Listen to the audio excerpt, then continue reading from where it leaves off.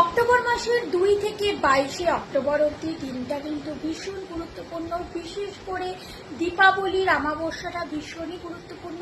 এই সময় বিভিন্ন মানুষ কালা জাদু এবং নজর দোষ লেগে থাকে। তো কি করে বুঝবে কালা জাদু কেউ করেছে অথবা নজর দোষ লেগেছে, তার উপায় কি? তার আগে ঊর্জা চক্র চ্যানেলে সবাইকে স্বাগত। ভালো লাগলে লাইক, কমেন্ট অ্যান্ড শেয়ার করুন।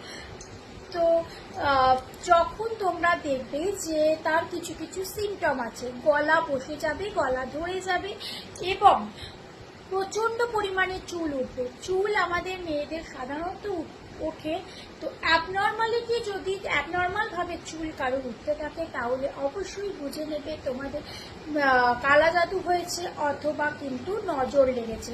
কি করবে?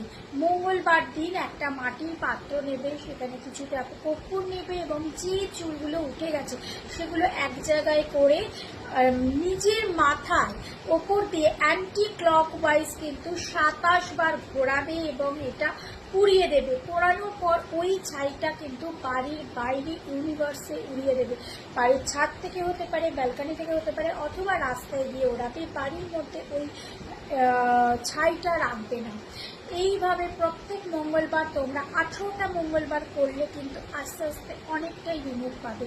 কি কতটা উপকার পেলে অবশ্যই কিন্তু কমেন্ট সেকশনে জানাবে।